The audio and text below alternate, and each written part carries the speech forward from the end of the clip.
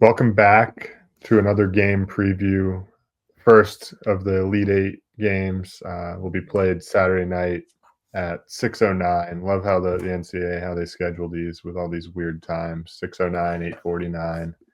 Um, but all the favorites won Thursday night. For anyone that didn't watch, right? All the favorites won their games, so pretty chalky as has been the story for the whole tournament. Um, So first game on Saturday at 6:09 out in San Francisco. We have Florida, Texas Tech. Florida here -6.5, and Torvik actually projects this line a bit lower. I think Torvik had it at like 4.5, 4. I think it was like 4.2 or so. Uh, a bit lower based on their modeling. But I think this should be a fun game. I think one key to probably uh, focus on, at least for Tech, they're 39th in the country in 3-point rate. But if you've watched them at all in this tournament, they're actually 23 for 91 from behind the arc in their first three games in this tournament. Good for 25.3%. Um, Unfortunately for them, I'm not sure they'll get the positive regression they're hoping for against this Florida team who defends the three at an elite level. They're fifth in defensive 3-point percentage, and you saw it yesterday against Maryland, right? They held Maryland, one of the top 3-point percentage teams in the country, to 6 for 19, if I remember right, and they really just pushed them out away from the 3-point line and made them have to beat them off the bounce. And ultimately, like, that's what led Derek Queen having a pretty big game. Is he just had to make plays and get off the bounce, and he had an advantage there. But I'm not sure that Tech is exactly in store for a ton of positive regression from behind the arc here.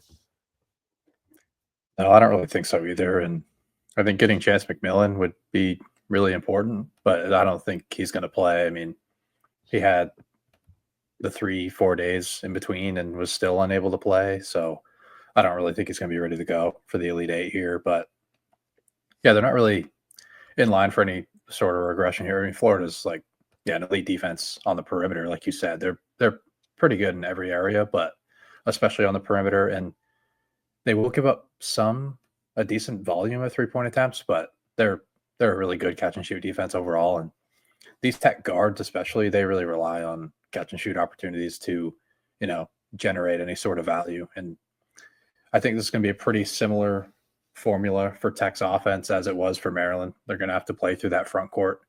Toppin, he's going to get a lot of one-on-one opportunities in the post. Golden almost never doubles down inside, so he's going to have to be hyper efficient in this game for them to stay in it. But I think Darian Williams could be even more important in this game. I'm not really sure who's going to cover him or cover him all that well in this game. Like, I think it's probably going to be Tommy Haug, but I don't know how much I trust him to to start. It could be, but I don't know how well he's going to be able to move laterally, especially with that ankle injury. And like even before, I think Williams could have success off the bounce and potentially spacing him out a little bit. So yeah, and one of the notes I actually had written down was like I am a little bit concerned about Williams' physicality with House.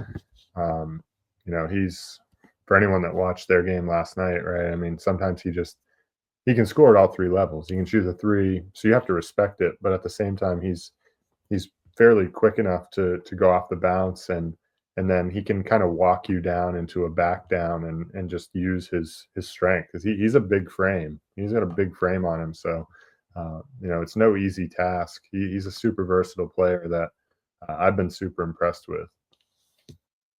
Yeah, and he's definitely going to be a concern here, and he's probably going to get all the one-on-one opportunities in the world, just like Toppin is. So it's just a matter of those two guys being very efficient. I think they're going to need to be like have one of their best shooting days of the season to be able to win this game, because I just don't think these Tech guards are in great spots. Like forcing Elijah Hawkins, forcing Christian Anderson to beat you on the interior or off the bounce in general.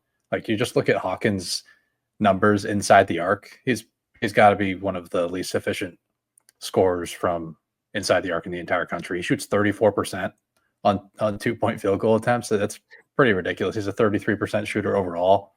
Like, just getting those guys off the 3-point line, forcing them to score inside, it's going to be really good for this Florida defense. And if Florida is able to generate enough stops, they're going to be able to get into their transition game, which they're so deadly in. And I know Texas Tech and Grant McCasland, they love to slow the game down. They're going to try to grind this game down to 64, 65 possessions, I believe, just to try to keep themselves in it. But if they're not able to score efficiently in this game, it's really hard to stop Florida if they're not taking the ball out of their own basket. So I think in this game, Florida generates a few too many transition opportunities, and they have a chance at running away with this game. I haven't really loved what I've seen from Tech outside of that 10 minutes they played against Arkansas, but I think a lot of that was Arkansas kind of crumbling down the stretch. They're just not a good situational basketball team right now. And they had a lot of pieces like coming back together after, like Fland and Thiero were out for extended periods of time. So I think that was more on Arkansas not being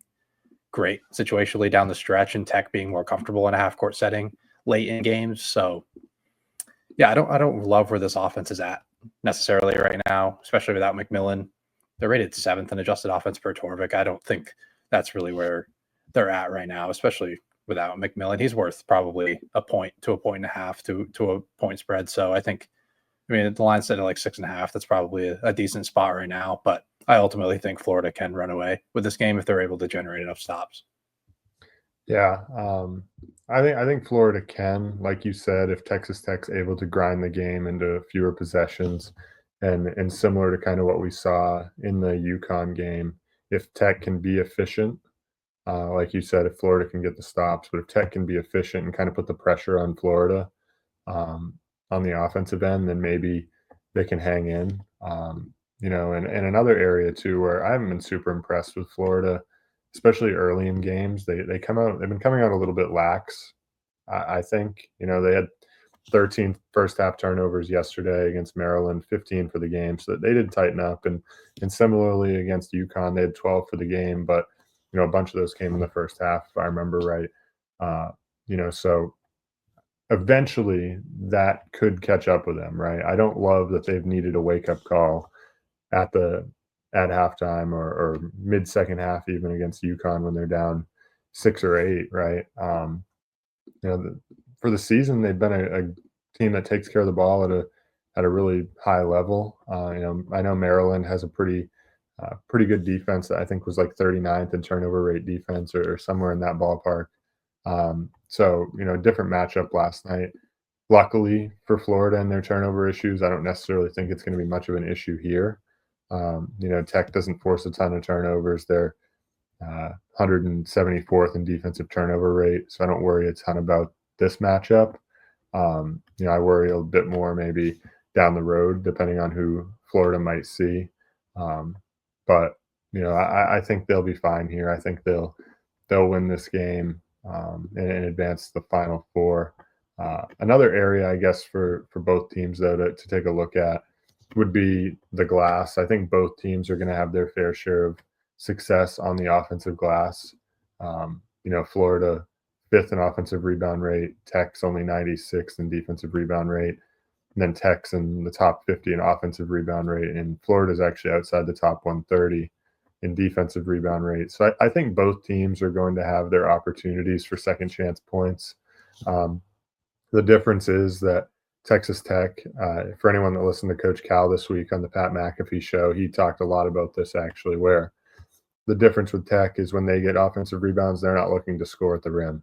And quite honestly, against Florida, you're not going to have that much success scoring on them that way, unless it's like just falling into their lap uncontested, right? Because they do have the size down there. But Texas Tech's immediately looking to spray out for threes. And the way they've been shooting the ball, as I mentioned earlier, 23 for 91 from 3 for the tournament, despite their season-long shooting having been so good. It's like you said, it's going to take one of their best shooting nights of the year for them to get this done. And as good as Florida is on the offensive glass, I think they're going to be able to have a ton of success at the rim. Tech allows 59% on close twos, right? So inside 5 feet. I think Florida is going to just be able to dominate in that area because of the quality of shots they get off of second chance points. Yeah, for sure. I would definitely agree. And yeah, those kick out threes off of offensive rebounds for Tech is going to be probably not their main source of 3-point volume, but it's going to be really important for them to get those second chances because, like I said, like Florida's going to stay connected on the perimeter. Their perimeter defense is a little bit too good, especially with Martin and Richard. They're going to contest everything on the perimeter, and they're just going to make those guards' life pretty much hell. So I do think Florida's in a little bit too good of a spot here, and I think they can athletically overwhelm Tech outside of JT Toppin getting overwhelmed and maybe Williams. But I do think the size of Florida could potentially give him some issues. But yeah, overall, I see Florida winning this game. I could see them winning pretty handily and, making their way to the Final Four. Yeah, no, I completely agree. So, Tech has some good qualities. But they don't have McMillan back. I see an uphill battle here. We're going to take Florida, the first team to advance to the Final Four next weekend in San Antonio.